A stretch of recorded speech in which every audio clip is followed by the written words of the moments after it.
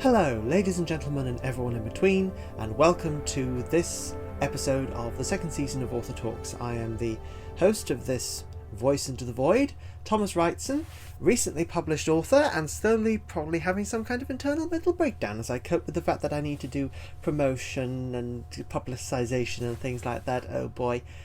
So, two things. First, this episode is coming out in the middle of Pride Month, and something I'm doing at the moment on my socials is a thing I've called 30 Days of Pride. It started on the 1st, it will climax on the 30th. That brought up an image in my head. It is me highlighting 30 authors from across as much of the world as I can sensibly manage within that very small selection pool, and from across the LGBTQIA plus spectrum. So yeah, and there's going to be a blog post at the end of that. Second, a big update. The second part of my cluster cycle series, Lost Station Circe, is coming out in July this year. Oh my gosh, it's great. In fact, it's so great that I'm going to read you a short extract. This is a sneak preview of what is going to be happening in that book. It's not me reading from the beginning, it's an extract from in the middle somewhere.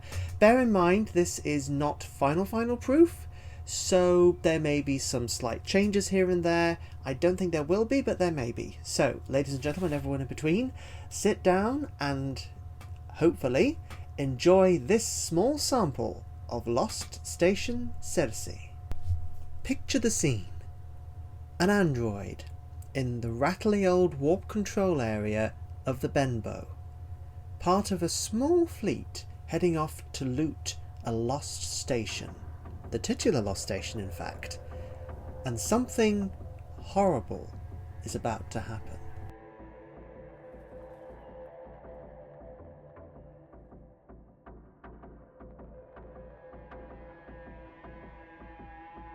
Even as the Kavki returned to safety, there was a loud and wild alarm blaring. It was the kind of alarm no one wanted to hear. Livesey quickly tapped into the comms and called up to the bridge. "This is D13, warp control. What's the alarm for?" Solid answered, sounding both angry and alarmed. "We've had an early warning alert. That bloody star's about to burp right in our path. We'll need to slow down until it's gone by." "How long do we have?" "Not long. Alcmene says about 15 minutes. She's trying to reduce our speed now. The others are too. If that stuff strikes us in warp..." "Alright." Livesey switched to wider communication. "Attention! Reduce warp power. Prepare for solar strike protocols." Everyone acted with frantic speed. They all had impetus enough. They all knew what happened to ships that were struck by solar rejections during warp. The delicate warp bubble burst from the energy feedback, potentially triggering catastrophic collapse. The most notorious incident was the passenger liner Carnegie over 8 centuries before. Hit by a massive solar flare, it had undergone warp inversion. The entire ship was simultaneously crushed and pulled apart, killing all crew and passengers. The neo-white oil models had more cushioning against it, but the Benbow was ripe for a repeat performance. Livesey also knew that the Carnegie disaster had been caused by a normal mass ejection, not the rampant charged cast-offs from a hypergiant. Nox Voldi was not to be treated lightly.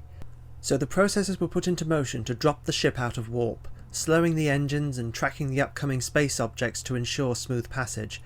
The crew located their dropout point, wound down the warp drive to 1/3 power, had all hands possible braced for a bumpy exit. But the dreaded encounter happened much earlier than anticipated. Seated in its place, solitary without planets or moons or even debris to accompany its dance, Nox Voldi was going through its accelerated life. Predictions had placed its final burp in the next few decades. They were wrong. As the 4-ship fleet came within its range and Livesey was attending to one of her urgent duties, the fatal moment came. The star collapsed. All its mass forced inward as the nuclear fusion at its core was spent, and in that moment it exploded, jettisoning all that it had been into the blackness of space. There was the blare of another siren as its death scene registered, and Alcmene's voice almost screamed over the intercom. "Supernova impact in 5 minutes!" "What?" Livesey switched on her comm. "Please, Alcmene, repeat. Give me data." Supernova explosion detected from Nox Voldi. Highest magnitude, maximum spread. Solar debris impact in 5 minutes. But...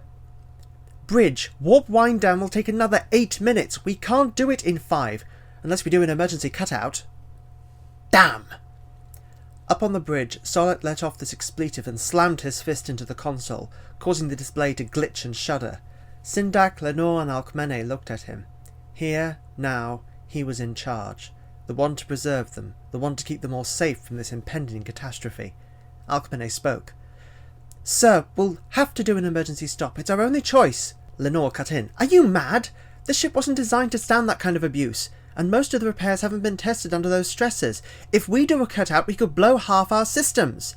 But if we don't cut and that debris hits us, it could burst the warp field. We'll be torn to bits. I'd rather take some systems going out over certain destruction. And if those systems included life support, how long do you think we could hold out with a full crew aboard before we got it up and running again? Remember, this ship runs on a centralised system. Alcmene shuddered at this knowledge. Part of the Bembo's age showed in its life support system, a vast network connected to a central hub. It was designed to stop sections shutting down by accident and to allow backup lines from the main system. However, it also meant that if the core went, the entire ship was left with only the latest air injection for its crew. With just 7, there was no issue. With over 30, it could mean ship-wide suffocation before the system was back online. Her reply was shaky. Even so, we cannot avoid that impact. Distance computation complete. Impact in 4 minutes. Sir, your orders! 10 seconds passed. 10 unbearable seconds while the supernova shockwave drew closer. The crew struggled to get the warp drive's power down, and the old crew prayed that there would be a way of saving the situation. This was like an old-fashioned limited-time choice in a VR game, where a split-second decision is drawn out to several seconds, or eternally in more relaxed scenarios, and can mean life or death for the characters. But this was real life, and there were over 30 different lives riding on the decision.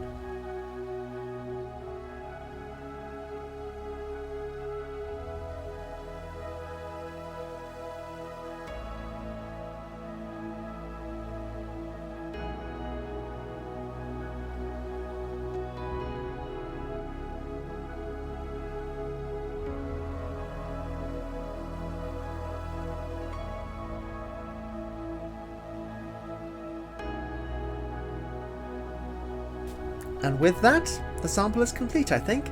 Apologies for any indistinct words or anything else like that. For whatever reason today, my vocal is deciding that some of the nerves are not working very well.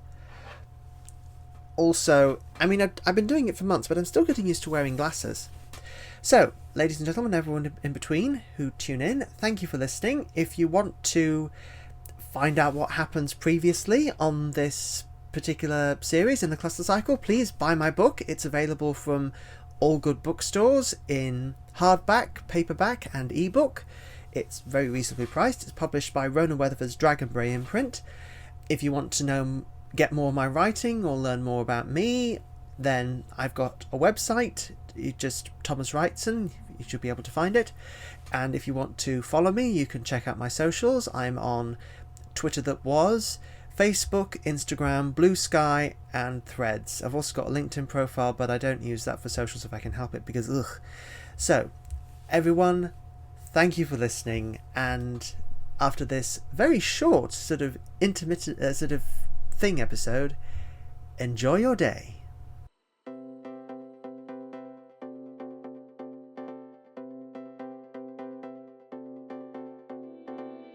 Everyone acted with frantic speed. They all had impetus enough.